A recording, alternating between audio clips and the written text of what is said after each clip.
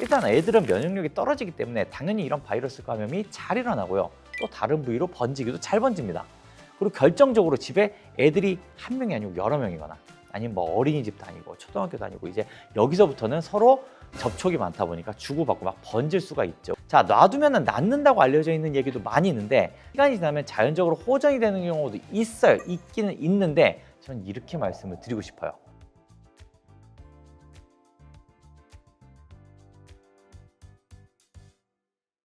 안녕하십니까. 개피부과 의원의 3대 원장 피부과 전문의 김신환입니다. 자, 오늘은 아이들 키우시는 부모님들께서 또 궁금하신 거를 한번 풀어드리는 시간을 가지려고 하는데요. 소아인 우리 아이 이제 진료실에 데리고 들어오셔서 우리 애들 뭐 얼굴이랑 몸에 뭐 오돌토돌하게 좁쌀 같은 게 막 났는데 이거 없애야 되는 거 아닌가요? 이렇게 물어보시는 부모님들이 굉장히 많아요. 이거 짜거나 손대면 안 되는 경우가 은근히 많습니다. 아이들 얼굴에 생기는 이 좁쌀 같은 거는 은근히 종류가 다양합니다. 자, 대표적으로 첫 번째, 원발성 비립종이 있습니다. 좁쌀처럼 하얗게 보이는 이 비립종은 피부 속에 각질이 아주 작은 풍선처럼 갇히면서 생긴 거거든요. 어른들의 비립종은 속발성 비립종이라고 해서 보통 노화에 의해서 조금씩 생기는 게 대부분인데 아이들 같은 경우에는 신생아기에서도 자연 발생하는 경우가 있고 또 아이들이 커가면서 일시적으로 생기는 경우가 많기 때문에 몇 주에서 몇 달 지나면 알아서 사라지는 경우가 대부분입니다. 자, 두 번째는 피지낭종이 있습니다. 비립종보다 좀 더 큰 사이즈의 풍선이 생긴다라고 보시면 되고요. 피지가 뭉쳐서 만든 덩어리인데 여기서부터 크기가 커지기 때문에 잘못 자면 염증이 생기거나 아니면 흉터가 남는 경우가 꽤 있습니다. 특히 눈 주변에 생기는 경우가 많은데 여기는 손대면 위험한 자리니까 특히 주의를 해주셔야 됩니다. 자, 세 번째는 수정땀띠입니다. 이건 땀띠의 일종인데 투명하고 작은 수포처럼 보이는 것들이 얼굴 주변에 오돌토돌하게 나게 돼요.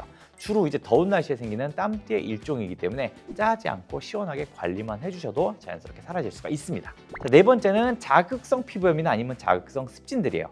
뭐 햇빛을 오래 받거나 로션이나 침이 애들 얼굴에 묻거나 음식물 등 외부 자극에 의해서 피부에 염증이 생기게 되면 이게 또 좁쌀처럼 오돌토돌하게 나올 수가 있습니다. 하지만 보이기만 그래 보일 뿐이지 속은 염증이 가득 차서 피부가 부은 거기 때문에 짜면 오히려 더 성질을 내면서 이 자리가 곪거나 심해지게 돼요. 그래서 건드리시면 안 됩니다. 자, 방금 말씀드린 이런 병변들을 억지로 짜는 건 정말 위험한 일이에요. 대부분은 시간이 지나면 자연적으로 좋아지니까 너무 걱정하실 건 없는데 다만 병원에 와서 진찰을 받아야 되는 경우가 좀 있으니까 이거를 기억해 두시면 돼요. 자, 첫 번째, 이게 정확히 뭔지를 몰라서 진단을 받아야 될 때 병원에 오시면 돼요.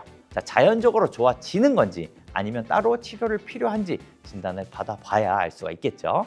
자, 두 번째로 시간 지나서 없어지는 게 아니고 빠르게 커지는 경우. 세 번째, 빨갛게 염증이 생기는 경우. 염증이 생기면 여기서부터는 아기가 스스로 증상을 느끼고 자꾸 손이 가기 때문에 안 좋아서 상처가 생길 수가 있기 때문에 병원에 오셔야 됩니다. 자, 이런 증상이 생길 때는 꼭 피부과 치료를 받고 각질을 부드럽게 녹이는 약을 쓰든가 아니면 피지를 조절하는 치료를 하든가 이런 치료들이 필요할 수 있으니까 병원에서 정확한 진단을 받고 치료를 받아보시면 되겠습니다. 자, 아이들 얼굴이나 몸에 생기는 이런 좁쌀같이 오돌토돌한 병변들은 대부분 자연스럽게 좋아지니까 절대 집에서 함부로 짜지 마시고 제대로 감별을 하고 필요하다면 피부과 전문의의 도움을 받을 것, 그게 바로 우리 아이 피부를 지킬 수 있는 가장 좋은 방법입니다. 자, 이어서 말씀드릴 거는 이제 사마귀예요. 이게 진료실에 와서도 마찬가지로 많이들 여쭤보시는데 우리 아이 뭐 얼굴이나 손가락에 이렇게 사마귀가 났는데 인터넷을 보면 사마귀는 그냥 없어진다고 하는데 자꾸 커지는 것 같다, 자꾸 번지는 것 같다, 이거 정말 이렇게 많이 물어보시거든요. 자, 결론부터 말씀드리자면은 사마귀는 자연 소멸이 될 수 있기는 한데 운이 좀 좋아야 없어지고 운이 안 좋으면 오히려 번질 수가 있습니다. 자, 왜 그런지 좀 더 설명을 드릴게요. 자, 사마귀는 피부에 생기는 바이러스 감염이에요. 정확히는 HPV, 휴먼 파필로마 바이러스라고 하는 인유두종 바이러스가 피부를 뚫고 들어가서 우리 각질 세포를 파먹으면서 거기에 기생하고 있는 게 바로 사마귀입니다. 일단 애들은 면역력이 떨어지기 때문에 당연히 이런 바이러스 감염이 잘 일어나고요. 또 다른 부위로 번지기도 잘 번집니다. 그리고 결정적으로 집에 애들이 한 명이 아니고 여러 명이거나 아니면 뭐 어린이집 다니고 초등학교 다니고 이제 여기서부터는 서로 접촉이 많다 보니까 주고받고 막 번질 수가 있죠. 자, 놔두면 낫는다고 알려져 있는 얘기도 많이 있는데 시간이 지나면 자연적으로 호전이 되는 경우도 있어요. 있기는 있는데 저는 이렇게 말씀을 드리고 싶어요. 산불이 나도 나중에 기다리다가 비가 오면 자연적으로 산불이 꺼지겠죠. 꺼지기는. 근데 언제 비가 와서 산불이 꺼질지 알 수가 있나요? 그러다가 영영 비가 안 오면은 그때는 어떡하죠? 자, 이거하고 똑같습니다. 처음에는 막상 작고 별거 아닌 것 같아 보여도 자연 호전이 안 되는 경우가 또 엄연히 있고 나중에는 번지기 시작하고 퍼지기 시작하기 때문에 나중에 가면 감당이 안 된다 이겁니다. 특히 아이들은 손가락이나 발가락, 얼굴 같은 자리에는 이 외부 접촉이 많기 때문에 다른 사람한테 옮길 전염성도 있고 또 자기 전염성, 내 몸 안에서 막 번질 가능성도 굉장히 큽니다. 그러니까 놔두는 거는 별로 좋은 답이 아닌 거죠.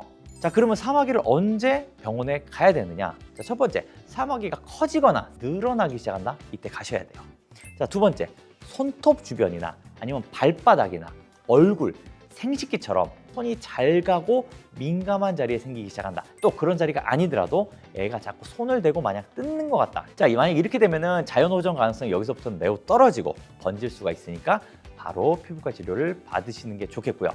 치료를 꼭 해야 한다면은 물론 통증이 좀 있을 수도 있지만 의외로 치료 방법이 간단하고 나중에 치료하면 애만 더 고생하게 되니까 무조건 조기에 치료를 하는 거를 추천을 드리겠습니다. 그러니까 아이들 사마귀 그냥 두면 낫는다는 말은 반은 맞고 반은 틀리다 이렇게 이해를 하시면 되겠고요. 우리 아이 몸에 번지기 전에 가족에게 친구에게 옮기기 전에 조기에 치료를 받으시는 것이 가장 현명한 선택이 되겠습니다. 자, 오늘 이 시간에는 우리 아이 몸에, 우리 아이 얼굴에 오돌토돌 생길 수 있는 피부 질환들에 대해서 살펴봤는데요. 원발성 비립처럼 건드리지 않고 놔두는 것이 정답인 질환도 있고 아니면 사마귀처럼 미리 조기에 진단을 해서 치료를 해야 되는 경우도 있으니까 꼭 진단받고 현명한 판단해서 좋은 치료 결과 있으시길 바랍니다. 감사합니다.